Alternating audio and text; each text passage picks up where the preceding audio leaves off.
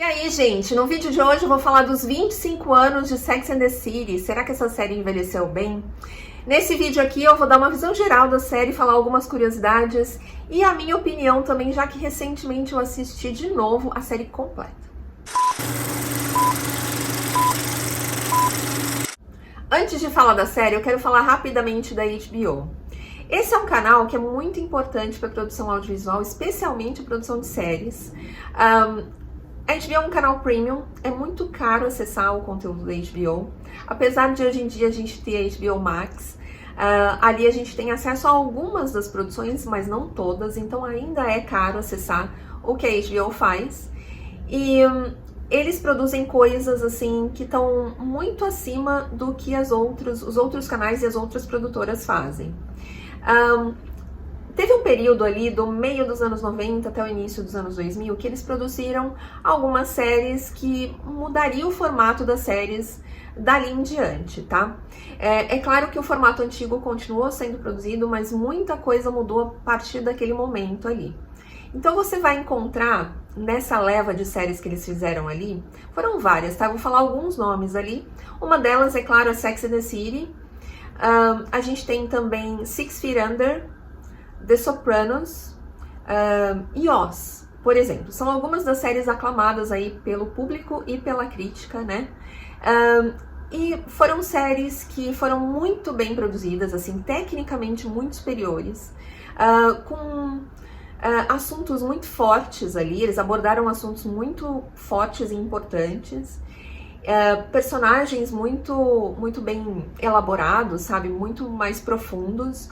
E o formato também era diferente, eram séries mais curtas, com menos episódios, apesar de serem episódios longos, mas eram menos episódios. Então eles conseguiam ali naqueles poucos episódios produzir uma coisa muito superior.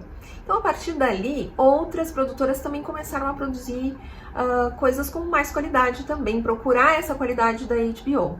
E que eles continuam colocando assim a barra da qualidade lá em cima, porque a última grande produção deles foi Succession, que assim, eu nunca vi nada parecido com aquilo. Então eles ainda são muito importantes, eles ainda mostram mais ou menos o caminho que precisa ser seguido pelas produtoras de série, pelo menos, né?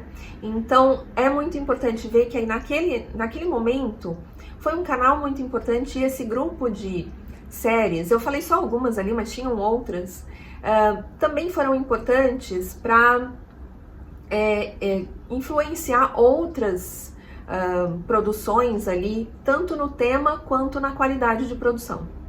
Eu vou fazer um resumão aqui, caso você não conheça a história de Sex and the City. Essa é uma série que conta a história de 4 amigas bem-sucedidas que moram em Nova York e que estão à procura do Mr. Right, o cara ideal para elas. E a história da série ela é guiada pelas aventuras amorosas dessas 4 mulheres. Então muitas coisas acontecem, elas têm personalidades muito diferentes, então a série ela vai contando mais ou menos aí o que acontece com cada uma delas. Essa série ela é baseada em um livro do mesmo nome, Sex and the City, e a autora escreveu mais 2 livros com esse mesmo tema. Essa série também deu origem a 2 filmes, então depois que ela acabou, outros 2 filmes chamados Sex and the City foram lançados, e 2 outras séries também. Uma que se chamava The Carrie Diaries, mas que não foi muito bem sucedida, e recentemente foi lançada uma série que se chama And Just Like That, que são as mesmas personagens 25 anos depois. Essa série já é um pouquinho mais interessante, então ainda tá, eles fizeram 2 temporadas, se eu não me engano, então é interessante ficar de olho se você gosta de Sex and the City, assistiu lá atrás, então é interessante assistir And Just Like That para ver o que aconteceu com essas personagens. Eu vou falar das personagens principais, e eu tô falando as personagens principais porque pra mim elas têm a mesma importância na série. Apesar de uma ser considerada a protagonista, pra mim se faltasse uma delas ali ia ficar um pouco estranho. É como em Friends, eles eram 6, se faltasse um, ficaria faltando alguma coisa realmente. E aqui elas são 4, então elas são realmente igualmente importantes. pra mim, no meu ponto de vista. E tem uma outra coisa, o tema principal dessa série é a amizade dessas 4 mulheres. Então, realmente elas deveriam ter sido consideradas igualmente ali protagonistas. Isso foi inclusive um problema, porque a atriz que faz a Samantha, ela teve muito destaque. Talvez mais destaque do que a Carrie, né? Que é considerada a personagem principal. E elas tinham uma diferença de salário muito grande. A Sarah Jessica Parker ganhava muito mais do que as outras 3.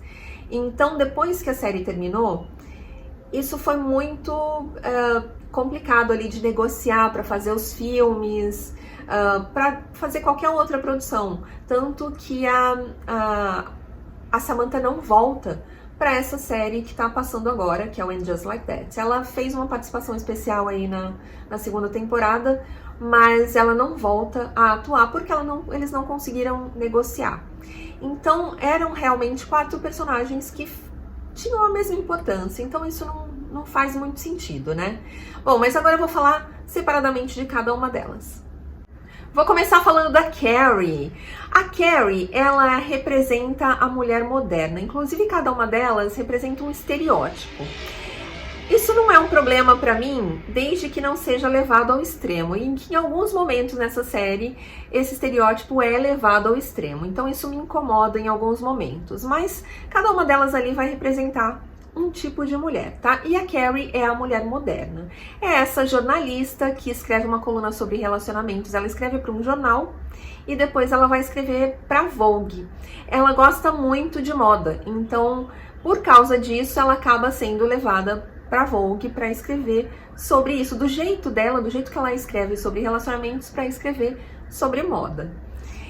Para mim, a Carrie, ela é uma mulher um tanto quanto egoísta, sabe? Eu talvez não tivesse percebido isso antes, lá atrás, quando eu assisti 20, 25 anos atrás, mas ela se preocupa muito com as vontades dela, sabe? Única e exclusivamente com os problemas dela, com as vontades dela, com o que ela espera dos outros e da vida.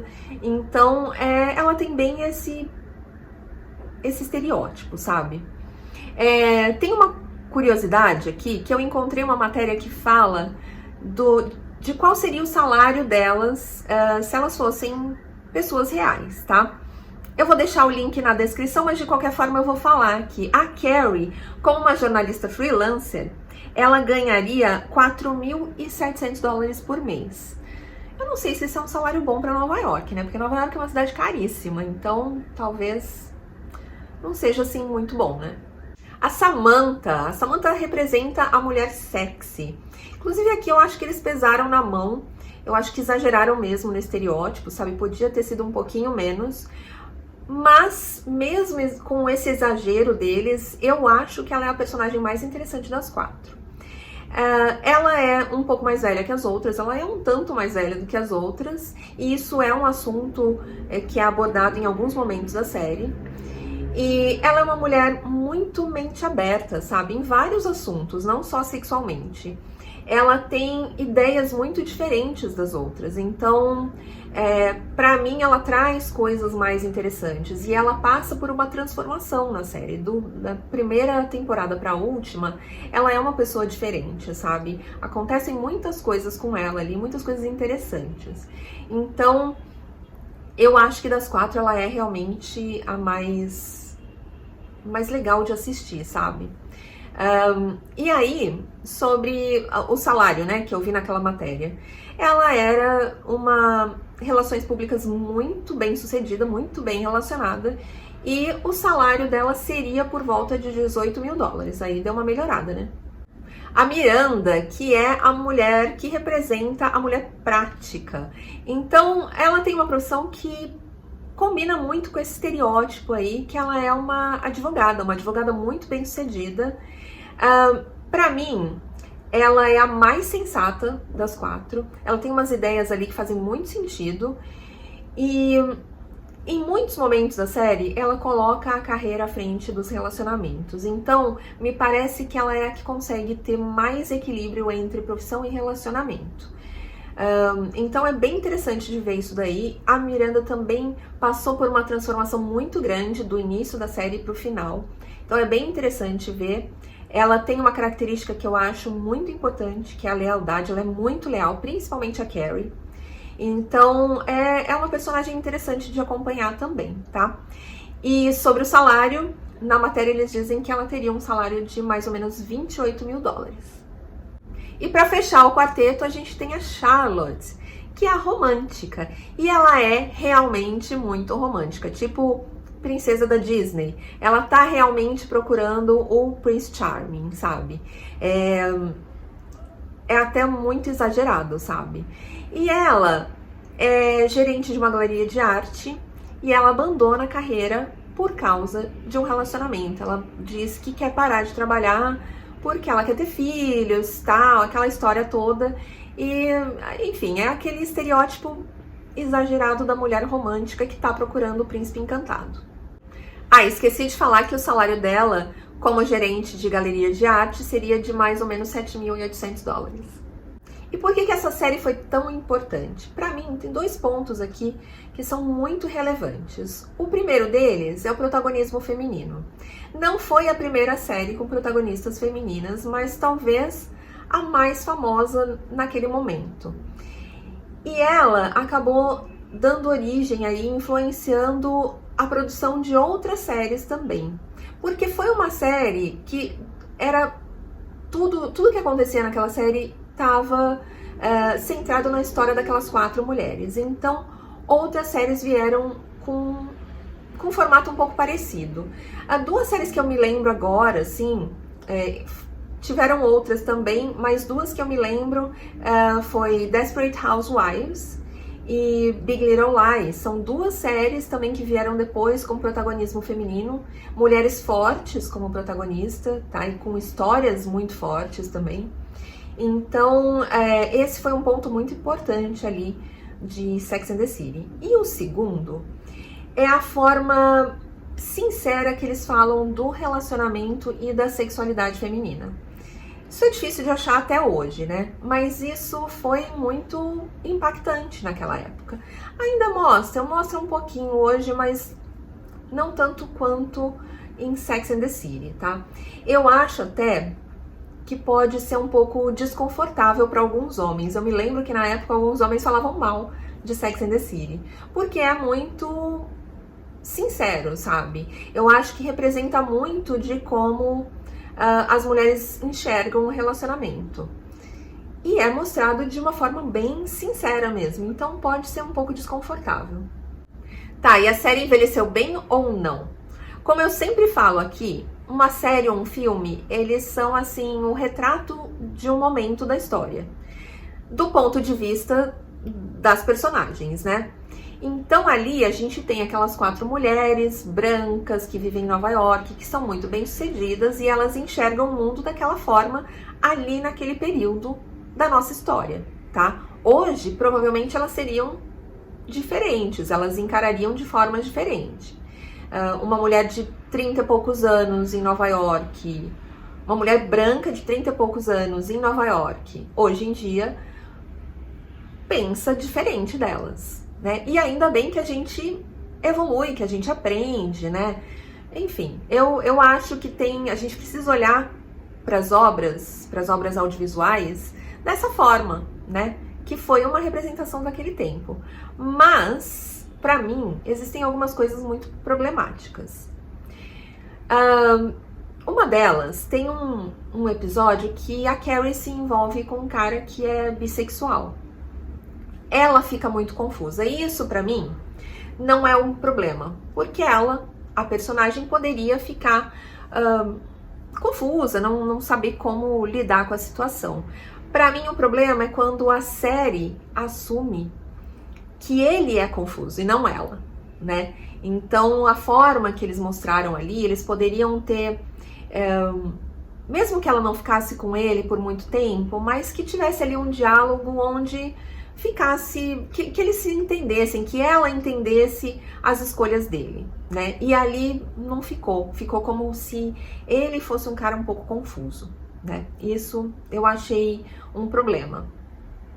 Agora, pra mim, pessoalmente, que me incomodou muito, não me incomodou nas outras vezes, mas dessa última vez me incomodou do primeiro ao último episódio, que são essas 4 mulheres bonitas, bem-sucedidas, bem resolvidas e que passam a vida atrás de um homem.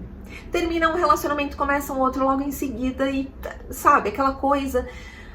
Poxa, elas fizeram tantas coisas na vida delas e nada daquilo representa nada, né? Não, nada daquilo é importante.